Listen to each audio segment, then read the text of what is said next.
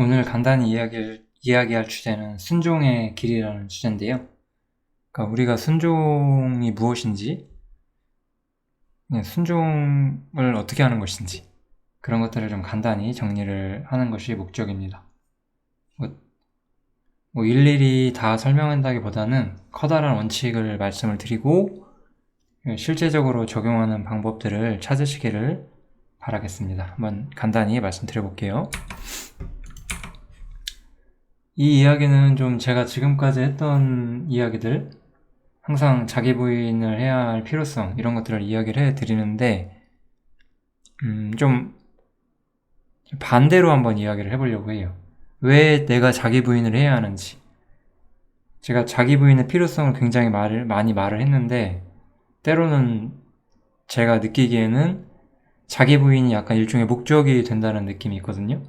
자기 부인은 우리의 삶에 어떤 순종을 행하는 중요한 방법일 수 있지만 그 목적 자체는 될 수가 없다라고 저는 생각을 하고, 우리가 순종의 목적, 동기, 이런 부분부터 이야기를 하면서 그렇기 때문에 자기 부인이 필요하다, 이렇게 거꾸로 한번 이야기를 해보려고 지금 생각을 하고 있습니다.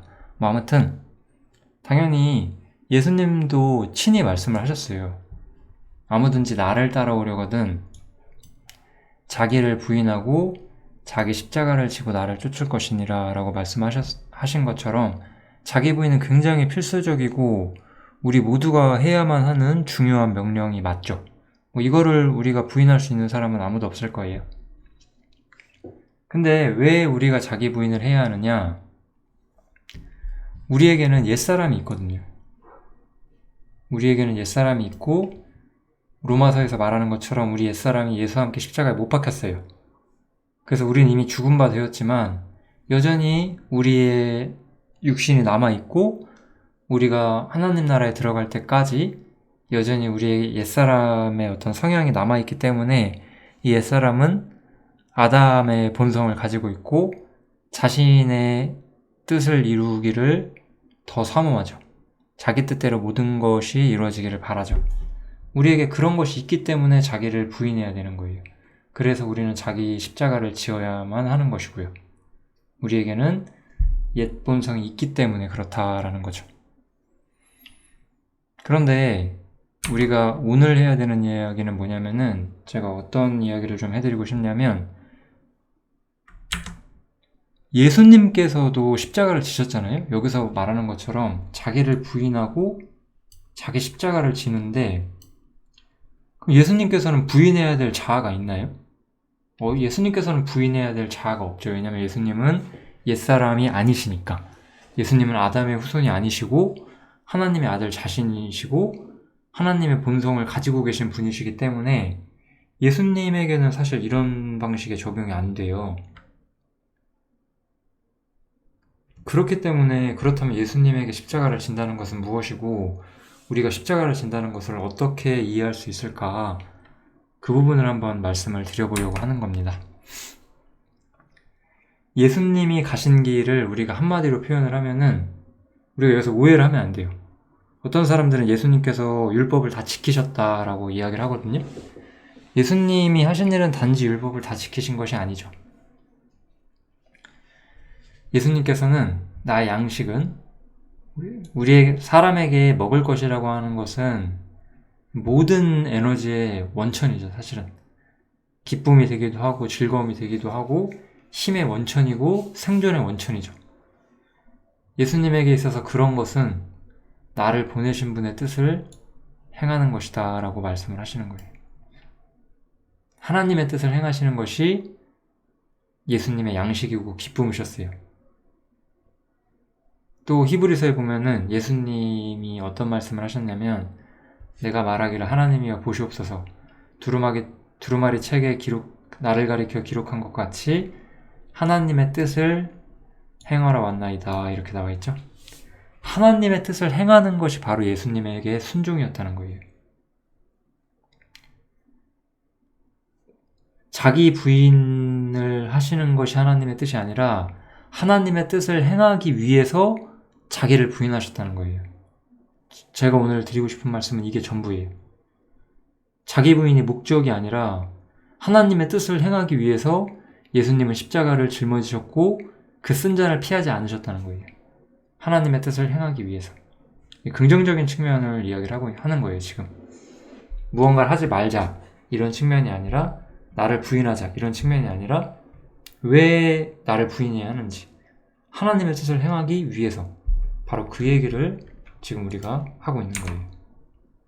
그래서 순종이라고 할 때 이 방법만을 너무 생각하시지 않았으면 좋겠어요. 우리의 동기가 뭐냐, 우리가 왜 순종을 해야 하느냐, 이거예요. 우리가 순종해야 하는 동기는 바로 하나님의 뜻을 행하기 위해서라는 거죠. 하나님의 뜻을 행하기 위해서. 이것이 바로 우리가 순종을 해야 되는 가장 근본적인 이유가 되는 거예요. 왜냐면 예수님께서 하나님의 뜻을 행하기 위해 오셨고, 우리도 예수님을 따르기 위해서 이 땅을 살고 있는 거잖아요. 그분의 순종을 본받고 그분을 따르기를 바라기 때문에 그런 거잖아요. 그래서 우리는 하나님의 뜻을 행하기를 바라고 하나님의 뜻을 추구하기를 바라는 사람들이 되어야만 하는 거죠. 그래서 순종의 동기라는 것은 결국 이런 문제예요. 우리 삶의 목표, 동기, 이것이 어디에 있나 이거예요. 사실 이것이 더 중요할 수도 있어요. 이 동기가 강렬해질수록, 동기가 선명해질수록 우리가 자기를 부인하는 어떤 힘, 실천적인 힘도 훨씬 더 저는 선명해지고 강해질 수 있을 거라고 생각을 합니다. 이런 거, 이런 거. 내가 왜 사느냐, 이런 거죠. 내 삶의 목적은 무엇이냐? 내가 사는 이유는 뭐냐? 오늘 내가 하는 일의 의의는 무엇이냐, 이거예요. 그냥 어떤 사람이 나에게 내 의지를 건드려요. 그래서 내가 그걸 의지를 부인을 해. 자기 부인하셨어요. 근데 왜 하냐는 거예요. 그냥 그렇게 하라니까 하는 거다. 그런 게 아닌 거예요. 그렇게 하라니까 했어요. 잘하신 거죠. 그것도 잘한 거예요. 왜냐면 순종적인 자녀가 된 거니까요. 그런데 우리는 그냥 원치 않지만 순종적인 자녀가 되는 게 전부가 아니잖아요. 우리 삶의 목표와 동기가 주님 자신이 된다면은 내가 왜 자기를 부인해야 되는지, 내가 이런 상황에서, 어떤 상황에서 내가 어떻게 행해야 되는지에 대해서 더 선명하게 아실 수가 있을 거예요. 자기 부인은 일종의 팁이죠, 팁. 제가 신앙생활을 하면서 어떻게 해야 하나님의 뜻을 우리가 분별할 수 있는지 제가 배웠던 것을 약간의 설명을 드리는 것에 불과하죠. 진짜 중요한 것은 삶의 목표, 삶의 동기가 하나님 뿐이 되는 거잖아요. 하나님 내 삶의 목표라면 나는 오늘 하루 어떻게 살아갈 것이냐, 이런 얘기가 되는 거잖아요.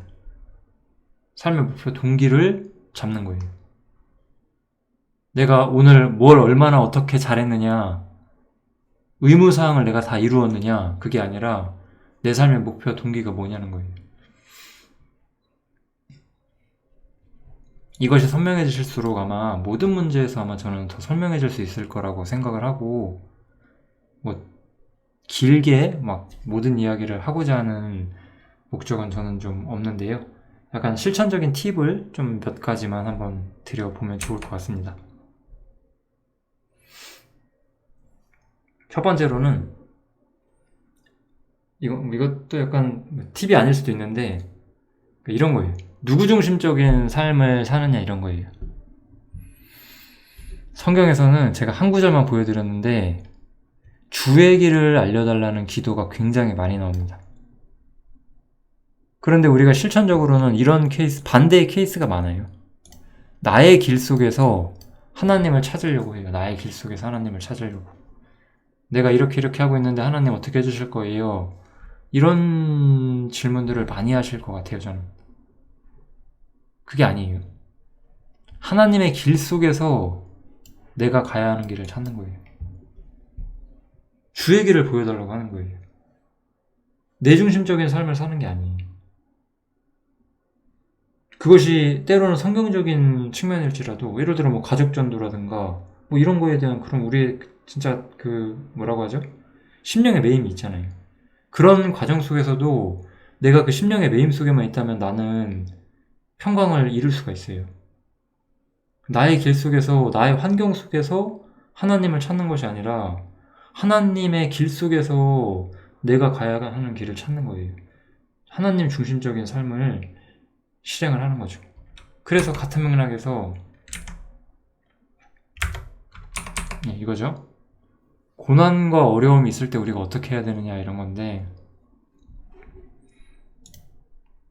아무것도 염려하지 말고, 여기 보시면 이 단어 너무 강렬하죠? 아무것도. 모든 문제를, 어떠한 단 한 개의 예외도 없이 모든 문제를 아무것도 염려하지 말라고. 오직 모든 일의 기도와 간구로 구할 것을 하나님에게 아뢰라, 이렇게 말을 하죠. 그러면 그것이 이루어진대요? 그러면 나의 길이죠, 그것이. 그게 아니라, 그러면 모든 지각에 뛰어난 하나님의 평강이 그리스도 예수 안에서 너희 마음과 생각을 지키실 것이다. 우리의 기도의 응답이 우리가 기도한 그대로 이루어지는 게 아닌 거예요. 이런 부분에 대해서 우리는 하나님에 대한 신뢰를 가져야 돼요. 이런 게 진짜 우리가 하나님의 길을 배우고 올바른 동기 속에서 하나님께 순종하는 법을 배우는 그런 방법이 될 수가 있는 거죠. 또 하나는 이제 탕자의 비유인데, 이건 이제 약간 율법 문제에 가까워요. 자기 부인을 율법적으로 우리가 생각하는 것인데요. 이거는 이제 자기 부인을 율법적으로 생각하거나 혹은 거룩이라든가 여러 가지 문제들을 우리가 율법 아래 있을 때도 같은 원리가 적용이 될 수가 있어요.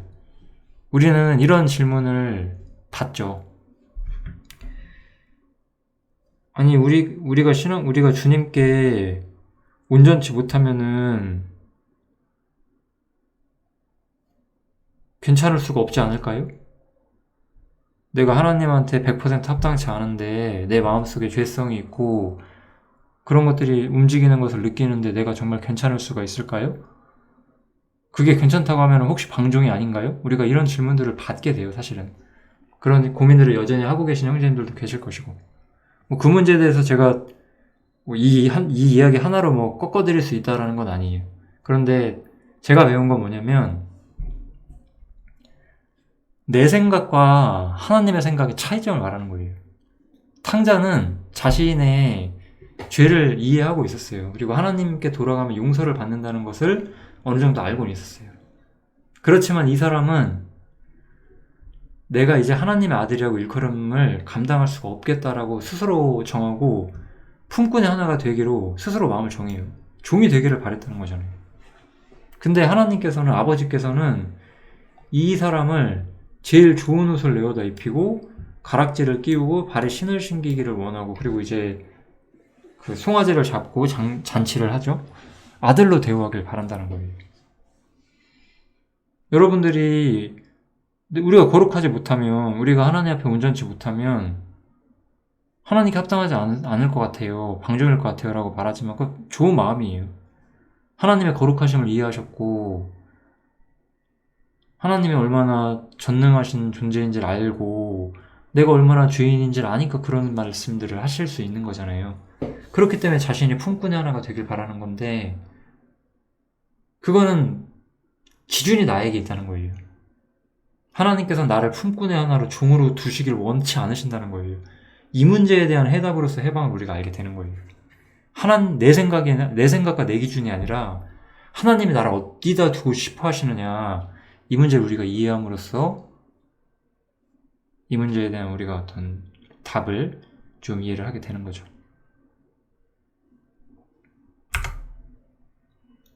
이것 이외에도 우리가 율법이라든가 여러 가지 문제들에 대해서 여러 가지 고민거리들이 있으실 거예요.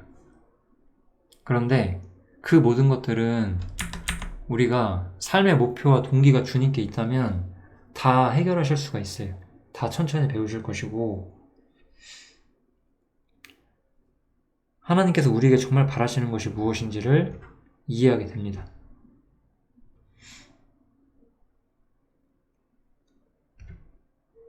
하나님께서는 완전치 않은 우리가 도덕적으로 율법적으로 완전해지시기를 원치 않으세요.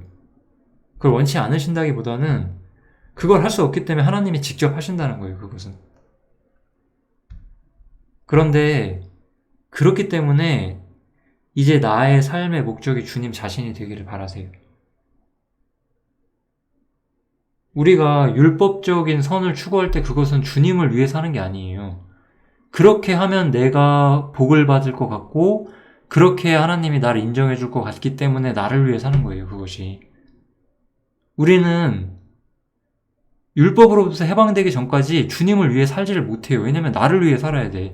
그 나를 위해 산다는 것이 세상 사람처럼 내 부귀영화를 위해 사는 건 분명 아니에요. 그런데 그래도 나를 위해 살아요. 내가 이렇게 살아야 하나님이 나를 받아주실 것 같기 때문에 나는 그런 걸 열심히 할 수밖에 없어요. 그때 나는 형제들을 돌아볼 여유가 없고 교회를 돌아볼 여유가 부족하고 하나님의 뜻을 성취하는 것을 살필 여유가 부족해요. 왜냐하면 나의 부족함을 해결하는데 전전긍긍하다 보니까 내 삶의 목적은 하나님이 아니게 돼요. 내 삶의 목적은 율법이 되는 거예요. 쉽게 말하면. 거룩을 추구하는 많은 그리스도인들이 빠지는 함정이 여기 있어요. 저도 옛날에 그랬고. 해방을 알고 나서야 내가 하나님을 정말로 추구한다고 했지만 실제로는 하나님이 아니라 내가 온전해지는 걸 추구했었구나. 이런 문제들을 이해를 하게 되더라고요. 이런 문제들을 우리가 모두가 함께 알게 되기를 바라겠습니다.